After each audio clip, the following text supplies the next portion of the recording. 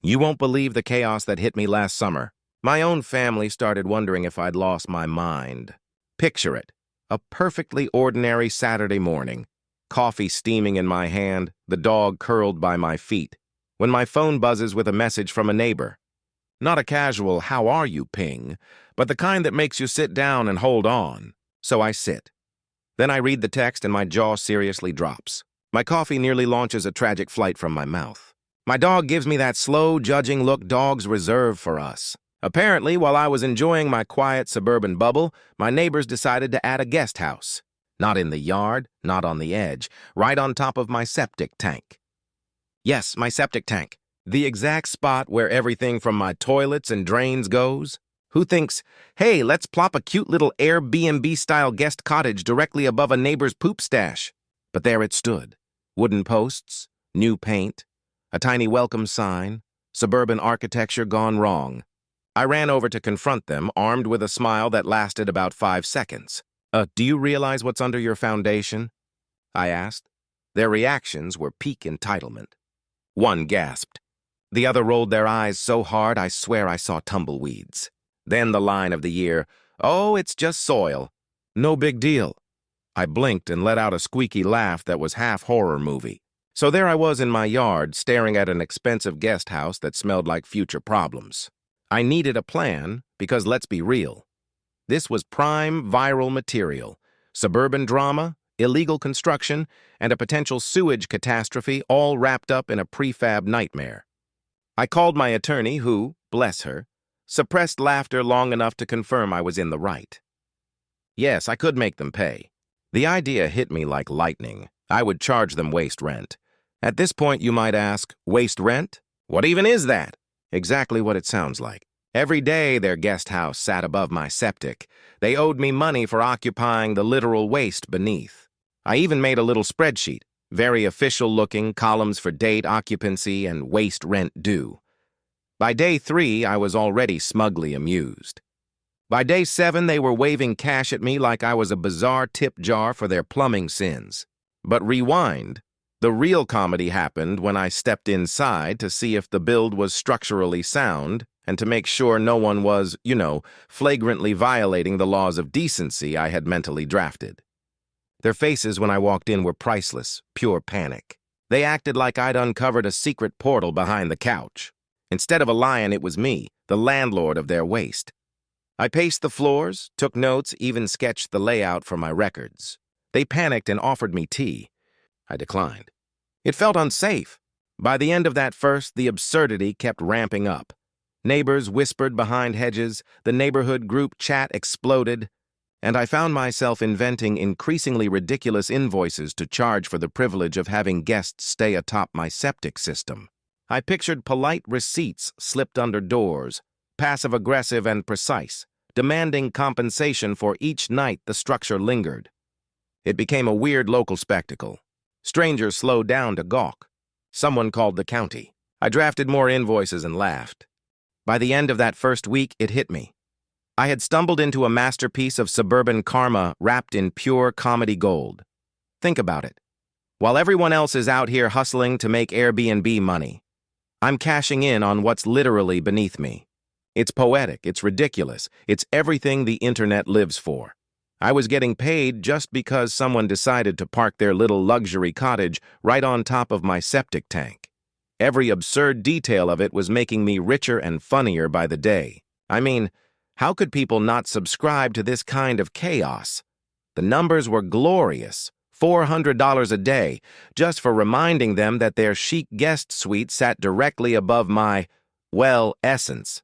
That's right, $400 daily, courtesy of the poop economy. Cold, hard, and hilariously honest money.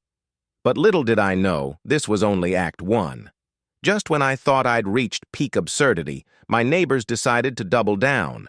Because apparently, logic was optional in this zip code. You know that. Point in every wild story where you think, surely they can't possibly top this? Yeah, they live for topping it. So there I am, one Tuesday morning, coffee in hand, blissfully scrolling through my phone, basking in my new financial empire, when I start hearing it, construction sounds. Loud, chaotic, questionably competent construction, drills, hammering, and the unmistakable rhythm of suburban disaster. Naturally, I grab my binoculars because I am the HOA's unofficial private detective. And what do I see? They've built a trapdoor, a literal honest-to-God trapdoor from their guest house straight down into the septic tank. I had to sit down. Their brilliant plan? Secretly inspect the waste to make sure I wasn't overcharging them. I couldn't even be mad. I just started laughing, that slow, maniacal movie villain laugh that comes from deep in the soul. They thought they were outsmarting me, but that little hatch was about as stealthy as a brass band marching through a yoga studio. So, naturally, I decided to make it interesting. The next morning, I left a note on their door. Waste inspection delayed due to high-quality liquid reserves. Please try again tomorrow. Your friendly waste landlord. And yes, I drew a doodle of a poop wearing a tiny crown. A work of art, really. What followed was glorious chaos. Paranoia set in fast. Suddenly, they were putting up security cameras, hiring private investigators, and even trying to negotiate with me over chamomile tea like we were in some sort of suburban Cold War summit. Picture this: 3 sweaty adults pretending to be civil, clutching teacups like diplomatic documents, while I casually drop, "Oh, by the way, $400 yesterday, $400 today." Their smiles melted into pure panic. But the best part? Their revenge attempts backfired beautifully. One afternoon, they thought, by the end of that week, I had this wild epiphany. I'd accidentally invented suburbia's greatest hustle. Think about it. Everyone else is scrambling to monetize Airbnbs, and here I was profiting from what literally sat beneath them. It was absurd, it was poetic, and it was exactly the kind of content people devour. I'd worked out the math in my head. $400 a day for the privilege of having a guest house perched over my septic. Cold, honest, slightly gross cash. I was laughing at the ridiculousness of it all and, not gonna lie, picturing a very cushy vacation fund. Then my neighbors decided to escalate, because why stop at dumb when you can be spectacularly dumb? One Tuesday, while I was savoring my iced tea and tallying another $400, I heard construction commotion next door. Drills, hammers, the whole circus. Of course, I grabbed my binoculars. I am, after all, a one-person neighborhood surveillance unit. And there it was, a trap door. An actual hatch from their guest house down into the septic. Their genius plan was to sneak peeks at the waste to see if my fees were fair. I stared, then laughed. The sort of theatrical, villainous chuckle reserved for people who know they've won. That hatch was about as covert as a parade in a library. Naturally, I toyed with them. The next morning, I slipped a note onto their door. Waste inspection delayed due to high-quality liquid reserves. Please try again tomorrow. Your friendly waste landlord. And of course, I drew a tiny crown poop for flair. Panic followed fast. Cameras appeared on eaves. Someone hired a private investigator, and they even tried to negotiate over lawn chairs and chamomile-like diplomats at a hostage summit. Picture 3 adults sweating through polite tea while I casually remind them, $400 yesterday, $400 today. Their smiles evaporated in 2.3 seconds. Their attempts at sabotage were even better. Someone figured flooding the septic zone might void my waste rent. Brilliant strategy if you have zero understanding of how septic systems behave. Their trapdoor turned into a geyser of nature's revenge and delivered a surprise shower that left them soaked, horrified, and smelling like a dumpster's worst day. I filmed it from a safe distance, archival footage, obviously, and the expressions were priceless. Panic, disbelief, and a sudden longing for Arizona-level life choices. At that point, I leaned into the chaos. I started drafting ridiculous add-ons. Want a hot tub over your very own poop reserve? That's an extra $50 a day.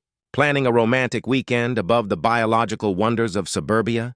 Premium $75 surcharge. I'd effectively become a satirical Airbnb consultant for the unwilling. Word spread. Neighbors peered over hedges. The group chat ignited. And someone, no joke, started calling me the poop tycoon. It sounded like a comic book villain, so I owned it. Viral content and cash flowed in equal measure, and of course it didn't stop there. One sunny Saturday, lounging with iced tea and counting the day's receipts, I noticed smoke drifting from their guest house. First thought, barbecue. Second thought, oh no, they're attempting something spectacularly ill-advised.